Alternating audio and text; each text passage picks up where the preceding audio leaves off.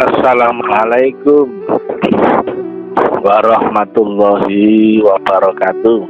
Waalaikumsalam warahmatullahi wabarakatuh. Menyatukan agama, perspektif barunya, sinkretisme, itu tidak boleh ya, karena bertentangan dengan hukum sunatullah. Tapi menyatukan kodimnya, hatinya, itu malah kehendak Allah ya, yang diteruskan melalui visi misi Rasul ya. Kemudian kami menyatukan hatimu, kemudian menjadi saudara ya, yang tadinya kalian berselisih ya, berpecah-pecah dan berada di tepi jurang neraka ya. Menyatukan hati ini adalah termasuk visi misi Rasul ya, menyatukan hati seluruh manusia setelah disatukan ini dan disambungkan kehadirat Allah Subhanahu wa Ta'ala, menjadi manusia terpimpin subhanallah. Makanya menyembah Allah, bertakwa kepadanya, dan taatilah Rasul, menjadi ada kiblatnya, terpimpin, mengikut ya. Nah, menyatukan hati ini kodim ya. Menyatukan hati ini bukan dengan filsafat, bukan dengan asumsi, bukan dengan ilmu baru, semuanya nggak bisa ya. Memakai ilmu yakin, ilmu keyakinan, kepercayaan, teoritis, nggak bisa. Memakai ainul yakin pun tidak bisa. Walaupun sudah dilihat, didengar ya, dirasa, dia apa-apain sudah ya, tapi yang masih di dimensi dunia barunya itu pun tidak bisa. Harus dengan hakul yakin, dengan hakikinya.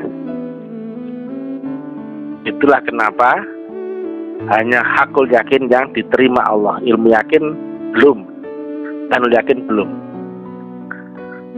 Artinya menyatukan hati menjadi saudara itu adalah praktek kodim, bukan baru.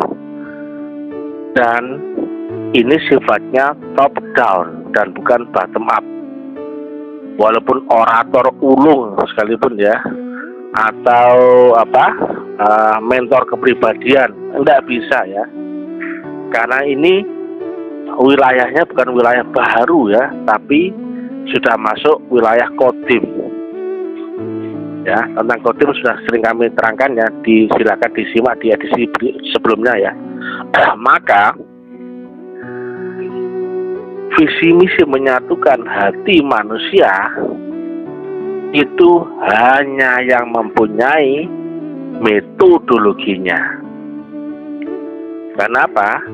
Nggak mungkin kita bisa menyatukan kodimnya jika kita nggak bisa masuk ke dimensi kodim.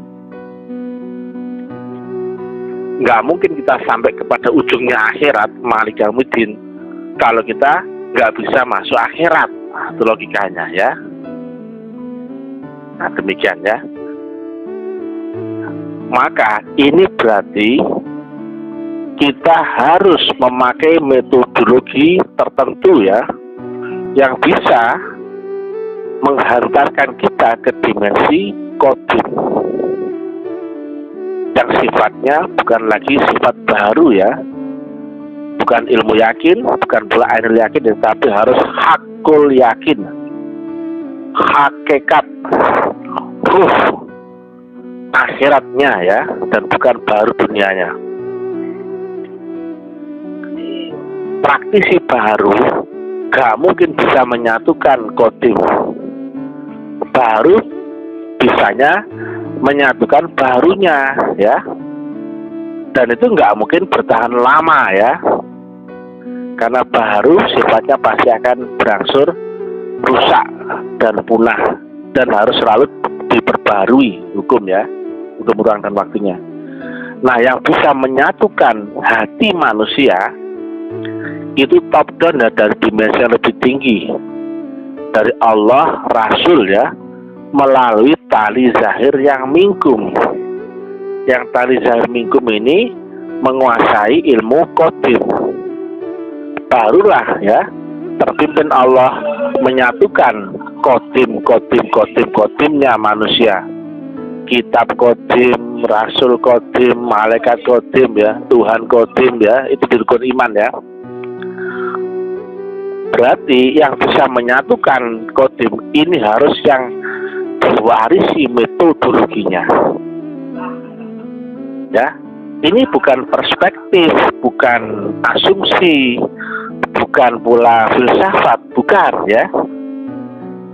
Bayangkan ya, kita mau memasuki dimensi yang terbebas dari hukum ruang dan waktu.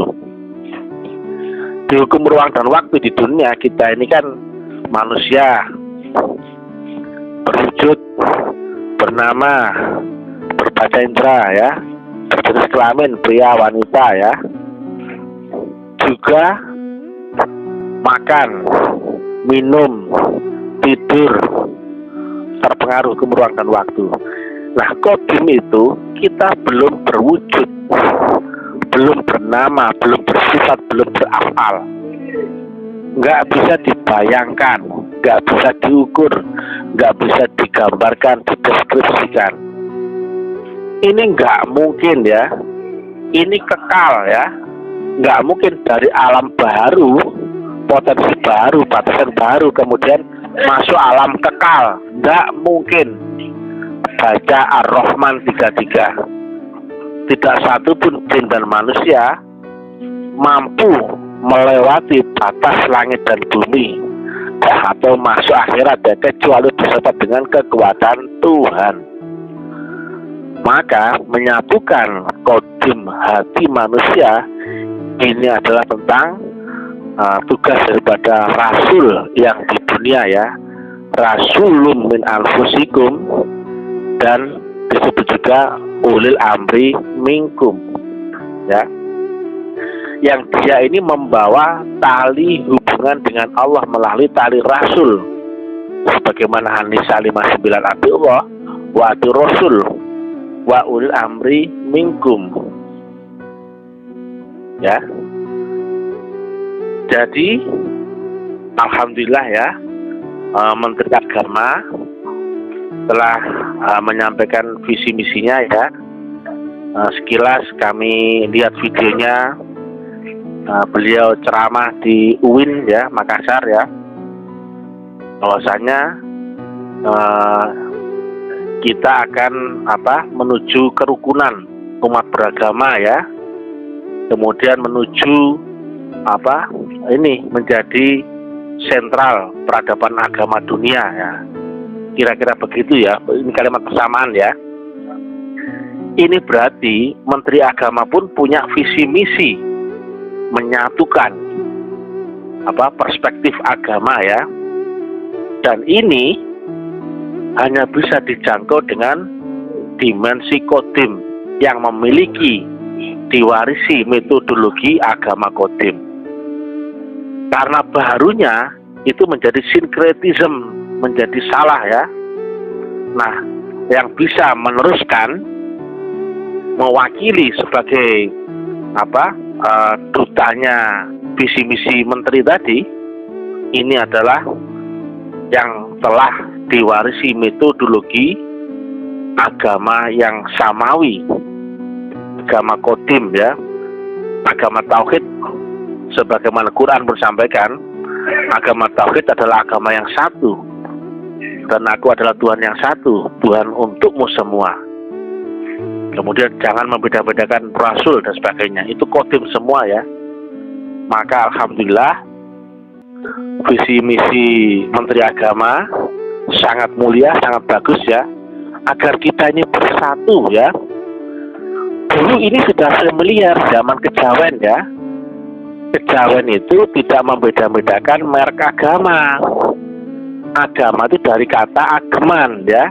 Itu pakaian luar ya. Karena beda ruang waktu ya. Makanya yang agamanya Hindu, ada yang agamanya Buddha, ada yang agamanya kepercayaan ya, kepercayaan atau Islam, semuanya dirangkul dengan wadah kejawen. Nah demikian, itu mengarah kepada menyatukan tauhidnya ya, demikian ya. Alhamdulillah ya, dengan presiden yang baru ya, dan menteri agama yang baru, kita dukung ya, kita support ya, karena itu kewajiban kita ya, agar Indonesia menjadi negara yang adil, makmur, sejahtera ya, yang berdiri di atas prinsip-prinsip dasar ketuhanan yang Maha Esa ya.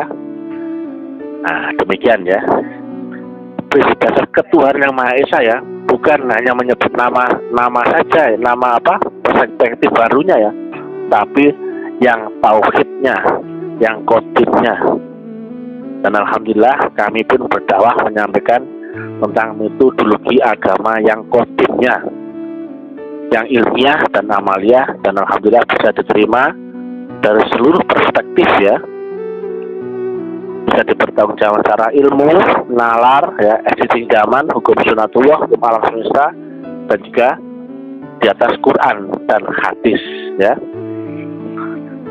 Inilah momentum ya, semoga kebangkitan agama tauhid ya, dari Nusantara menuju mercusuar dunia. Bravo Presidenku Bapak Prabowo ya, bravo Menteri Agama yang sekarang ya, berjuang terus ya. Nah, karena sangat bagus ya visi misinya. Nah, terima kasih, demikian yang bisa kami sampaikan. Salam kebajikan ya, salam rahayu, salam sejahtera, salam persaudaraan, salam tauhid ya. Assalamualaikum warahmatullahi wabarakatuh.